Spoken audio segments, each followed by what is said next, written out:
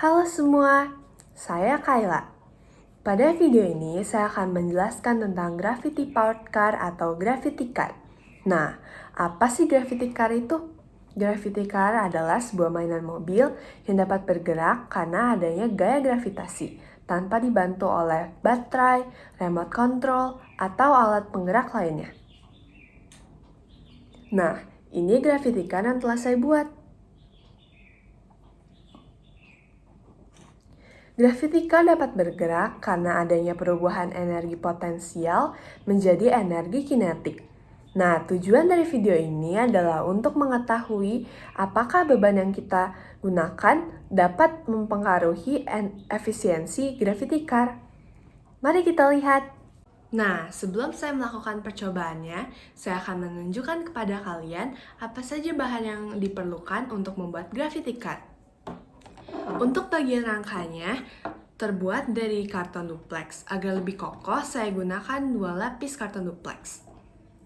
Untuk bagian katrolnya, terbuat dari badan pulpen yang dimasukkan sumpit, lalu dilem, lalu dimasukkan sedotan plastik berukuran besar. Untuk rodanya, terbuat dari CD bekas. Dan siapkan juga tutup botol plastik untuk ditempelkan di rodanya. Porosnya terbuat dari badan pulpen dan sumpit. Saya menggunakan jenis poros yang sama untuk roda depan dan roda belakang, yaitu badan pulpen yang bergerak dan sumpit yang diam seperti ini. Nah, di poros roda belakang, saya tempelkan isi pulpen sebagai kaitnya. Untuk bebannya, saya siapkan 3 massa beban. Beban pertama merupakan gabungan dari 2 baterai besar yang bermassa total 200 gram. Beban yang kedua merupakan gabungan dari 2 baterai besar dan 1 baterai berukuran sedang yang bermassa total 260 gram. Dan beban yang ketiga merupakan gabungan dari 2 baterai besar, 1 baterai sedang, dan 2 baterai berukuran kecil bermassa total 300 gram. Beban ini saya timbang dengan timbangan dapur dengan ketelitian 10 gram. Beban ini diikat pada tali seperti ini. Nantinya tali ini akan dililitkan kepada poros roda belakang. Dililitkan seperti ini.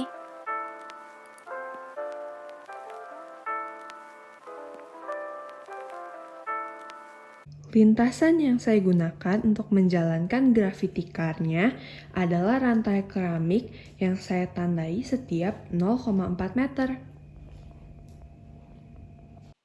Gravity car ini tidak didorong pada awalnya.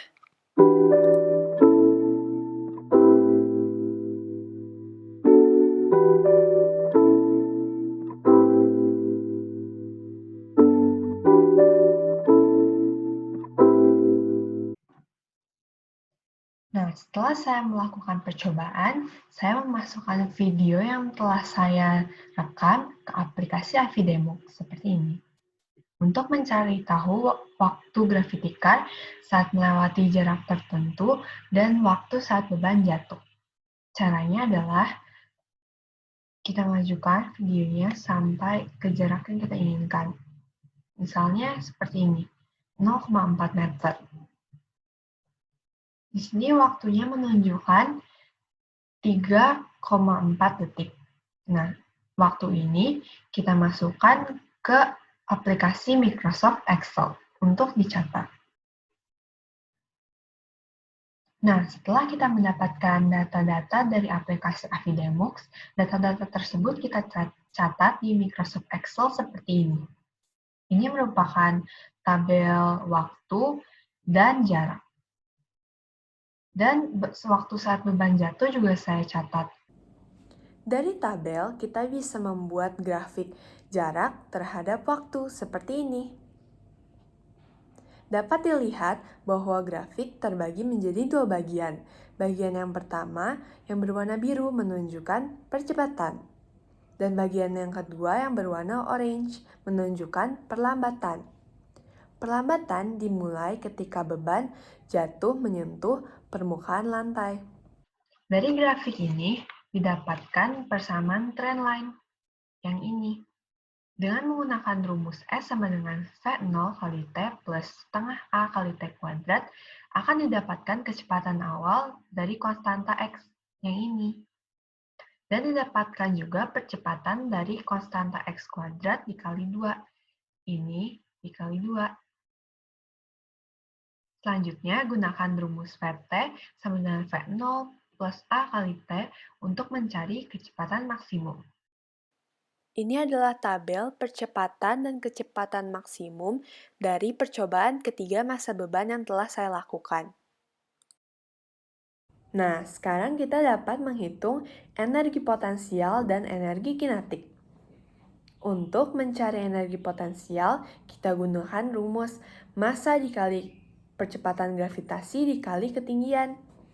Massa yang digunakan adalah massa beban, sedangkan ketinggian yang digunakan adalah ketinggian beban dari lantai.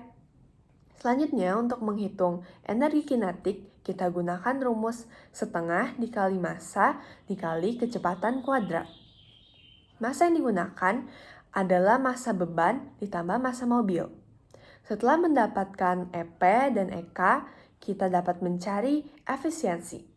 Efisiensi dirumuskan dengan EK per EP dikali 100%. Ini adalah tabel hasil perhitungan energi potensial, energi kinetik, dan efisiensi.